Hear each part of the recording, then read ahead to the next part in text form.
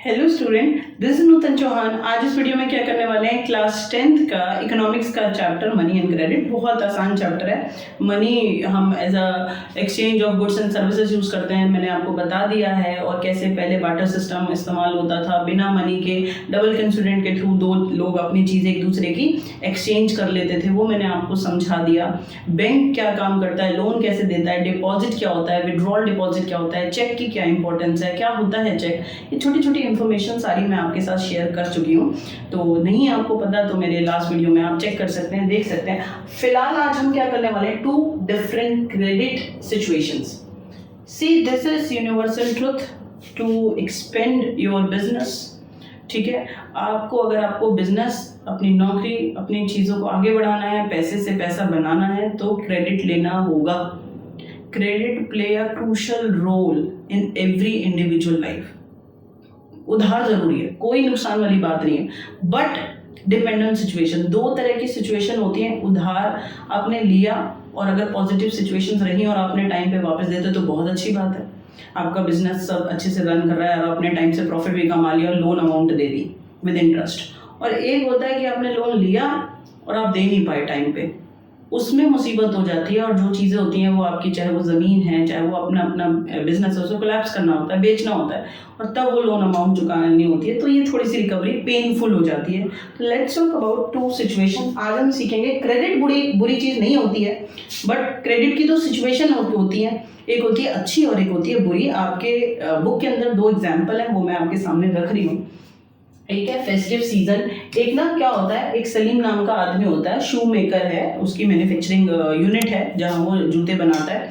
तो उसे ना फेस्टिव सीजन में जब फेस्टिवल होते हैं, मतलब दिवाली है, इसके आसपास 3000 ना जूते बनाने का, 3000 पेयर जोड़ा, ठीक है, जूते बनाने का उसको कॉन्ट्रैक्ट मिल जाता है। अब जूते बनाने हैं तो उसको लेदर भी चाहिए, ठीक है, उसको मजदूरी को भी सैलरी देनी है और पूरा उसकी पैकेजिंग होनी है, तब जाएगा। तो पैसा तो चाहिए उस जूते को बनाने के लिए। तो how he arrange money, loan लेगा, सीधी सी बात है। एक तो क्या करता है, जिसने ऑर्डर दिया है 3000 का, तो उससे ले लेता है एडवांस 1000 जूतों की पेमेंट, कि जब भाई जूते बन जाएंगे तो मैं आपको वापस कर दूंगा।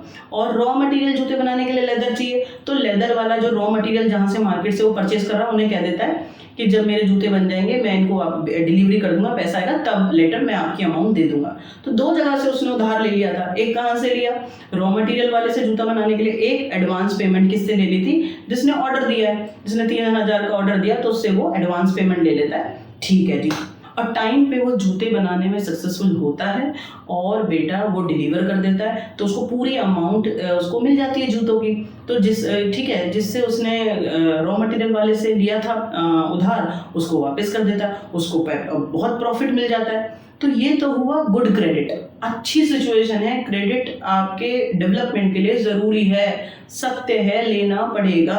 अगर आपको व्यापार को बढ़ाना है तो कोई दिक्कत वाली बात है नहीं। लेकिन दूसरी सिचुएशन आ जाती है सपना वाली। सपना जैसे केसेस में, अब जरा आप ये देखो, सपनास प्रॉब्लम।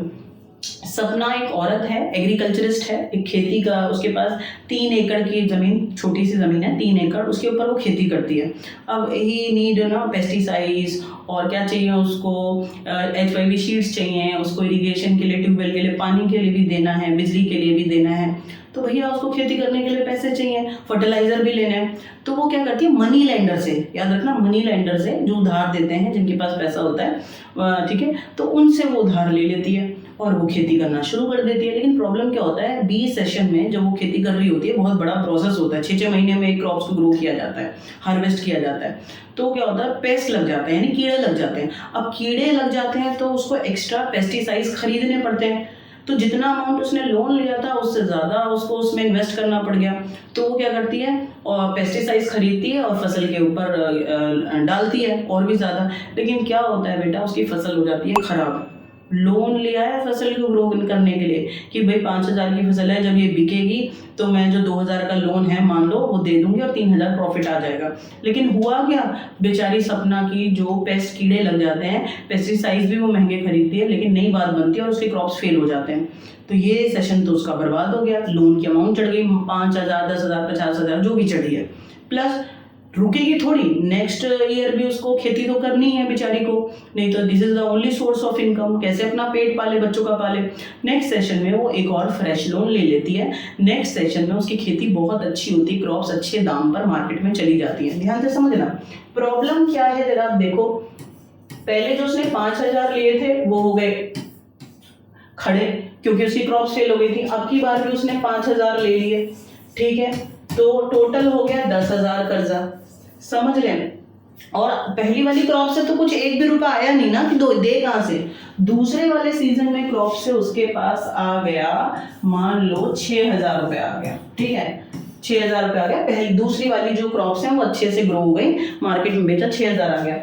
अब उसकी जो इनकम है वो उसके क्रेडिट से कम है, इनकम 6,000 हो रही है, कर्जा 2 बार का, पहली बार का क्रॉप फेल हो गया, पहले चढ़ा दे देती तो ठीक होता, पहली वाली क्रॉप्स फेल हो गए 5,000 कर्जा, दूसरी वाला सही हो गई क्रॉप्स तो हो गया 5, टोटल हुआ 10,000, इनकम कितनी हुई 6,000। अगर पहली वाली से भी 6,000 होती तो इनकम 12,000 हो जाती, इनकम बढ़ जाती। अब क्या हुआ, इनकम बेचारी की कम है, कर्जा ज्यादा है, मजबूरी में सपना जैसी औरतों को क्या करना पड़ता है कि कर्जा ज्यादा चढ़ चुका है, इनकम सोर्स उसका कम हुआ है, तो उसको पैच ऑफ लैंड, अपनी थोड़ी सी जमीन बेचनी पड़ेगी। इसे कहते हैं डेब्ट ट्रैप, कर्जे के जाल में फंसना। तो देखा आपने कि जो कर्जा है वो कोई बुरी बात नहीं है, काम को बढ़ाने के लिए, इनकम जनरेट करने के लिए कर्जा लेना होता है। आगे हॉस्पिटल खोलना है, बिजनेस, कोई फैक्ट्री खोलना है, और आपको कोई स्कूल खोलना है, आपको खेती करनी है, खेती से रिलेटेड मटेरियल लेना है, आपको कर्जा लेना ही पड़ेगा, कोई दिक्कत वाली बात नहीं है। लेकिन कर्जा टाइम पे दे दिया जाए, इनकम जनरेट सही हुई तो बहुत बढ़िया बात है, और कर्जा टाइम पे ना दिया जाए तो बढ़ जाएगा, डेब्ट ट्रैप कहते हैं, और जो उसकी प्रॉपर्टी होगी या जो चीज़ें होंगी वो कर्जे के जाल में सारा फंस जाता है, वो बिल्कुल भिखारी हो जाएगा। तो ये है कि जो क्रेडिट है वो पॉजिटिव रोल भी लोगों की लाइफ में निभाता है और नेगेटिव रोल भी निभाता है, ठीक है। तो क्रेडिट के 2 रोल होते हैं, पॉजिटिव और नेगेटिव। आपसे पॉजिटिव पूछे तो पॉजिटिव बता देना, नेगेटिव पूछे तो नेगेटिव बता देना, दोनों पूछे तो दोनों बता देना। Term of credit, if you want to purchase, if you want to take loan from bank cooperative, तो what is the term and condition, how you take loan, आपको लोन कैसे मिलेगा। मुंह उठाकर कोई भी बैंक जाएगा, बच्चे जाएंगे, बूढ़े जाएंगे, कोई भी जाएगा लोन मिल जाएगा, नहीं। बैंक देखता है कि क्या ये इंसान में काबिलियत है, ये मेरा पैसा वापस कर सकता है। I'm a teacher, someone is doctor, researcher, engineer, जिनका सोर्स ऑफ इनकम होता है, सैलरी स्लिप होती है, कोलेट्रल, अभी मैं आपको समझाऊंगी सारी। जो पैसा बैंक का दे सकता है, जिसमें क्षमता है, जिसकी रेगुलर इनकम है, उसको मिलता है, हर किसी को लोन नहीं मिलता। बात समझ में आई, ठीक है। अब जरा देखो कि लोन को लेने के लिए क्या क्या टर्म एंड कंडीशन होती हैं। 3 नंबर का क्वेश्चन, 1 नंबर का क्वेश्चन है, बहुत इंपॉर्टेंट है। अब देखो, इंटरेस्ट रेट, यानी बैंक डिसाइड कर देता है कि भाई आप लोन ले लो मेरे से, कॉन्ट्रैक्ट में लिख दिया जाता है 5% इंटरेस्ट, 10% इंटरेस्ट, जिस टाइम आप ये अमाउंट वापस करोगे इतना इंटरेस्ट मैं आपसे लूंगा, ठीक है। तो इंटरेस्ट रेट देना पड़ता है।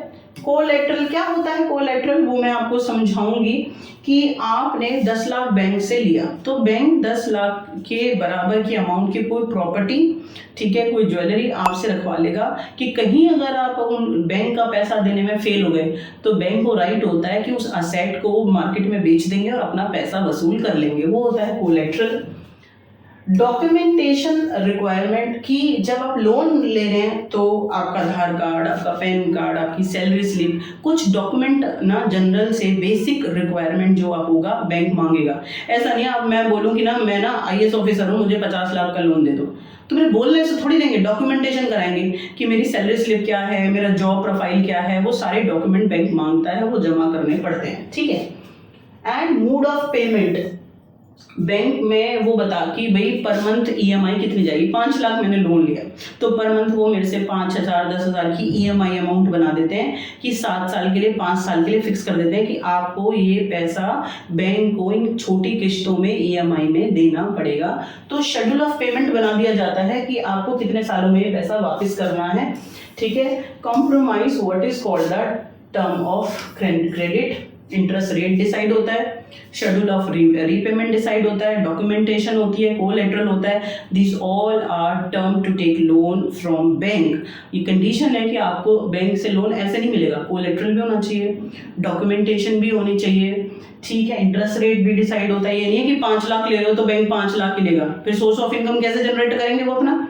तो वो कहते हैं हम इससे आपसे कुछ इंटरेस्ट रेट लेंगे, 5 लाख है तो 5.5 लाख वापस लेंगे, 6.5 लाख वापस लेंगे, आपसे एक्स्ट्रा अमाउंट जरूर लेंगे। इंटरेस्ट रेट डिसाइड होता है, कोलेटरल डिसाइड होता है, और रीपेमेंट शेड्यूल डिसाइड होता है, ठीक है। डॉक्यूमेंटेशन डिसाइड होता है कि बैंक में आपसे कुछ डॉक्यूमेंट मांगे जाएंगे कि आपकी सैलरी स्लिप कहाँ से आपके पास पैसा आता है, सैलरी कितनी आ रही है आपके अकाउंट में, टोटल इनकम कितनी है आपकी, आपका आधार कार्ड, आपका घर का रेसिडेंशियल प्रूफ, कहाँ रह रहे हो, आप बैंक से पैसा लेके भाग गए तो कहाँ पकड़ेंगे वो, तो ये सब बैंक आपसे मांगेगा। ये टर्म एंड कंडीशन है बैंक से लोन लेने के लिए। प्लस ये बात आप याद रखना, the term of the credit very substantial from one credit arrangement to another. हर बैंक का डॉक्यूमेंटेशन, पेमेंट का जो शेड्यूल है पूरा, ठीक है, इंटरेस्ट रेट सबका अलग अलग होता है।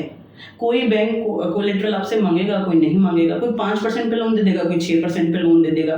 तो वेरिएशन आपको देखने के लिए मिलेंगी, हर जगह सेम कंडीशन नहीं होती है लोन लेने की, ठीक है। हाँ, मैं आपसे कोलेटरल की बात कर रही थी, क्या होता है कोलेटरल, समझाया भी मैंने आपको। Collateral is an asset that the borrower owns such as land, building, vehicle, livestock, deposit with bank. Collateral is a asset of a borrower.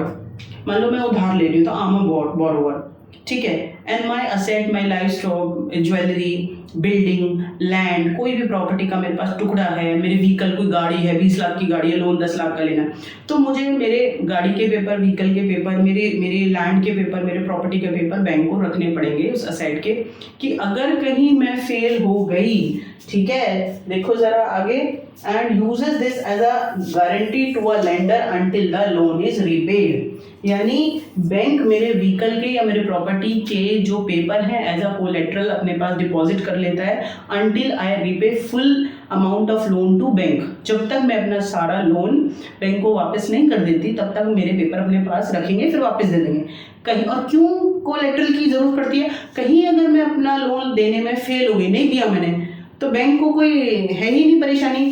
Collateral is a security asset, अगर आपने लोन नहीं दिया तो bank उसको बेचेगा और अपना loan amount वापस ले लेगा, ठीक है। तो collateral, interest rate, documentation, mode of repayment, these all are term and conditions of loan for borrower to bank. अगर आपको बैंक से ये लोन लेना है तो आपको ये टर्म एंड कंडीशंस फॉलो करनी पड़ेंगी। हर बैंक की थोड़ा थोड़ा डिफरेंस होती है, इंटरेस्ट रेट अलग अलग होते हैं, पेमेंट ऑफ रीशेड्यूल वो अलग अलग तरीके से करते हैं, तो कोई दिक्कत वाली बात नहीं है। नेक्स्ट वीडियो में हम और आगे इस प्रक्रिया को समझेंगे कि क्रेडिट कितने टाइप के होते हैं, फॉर्मल क्रेडिट इजी है या जो इनफॉर्मल क्रेडिट है वो इजी है लेना। तो ये अभी चैप्टर को आगे बढ़ाएंगे, तब तक के लिए आप बहुत ज़्यादा खुश रहो और पढ़ते रहो।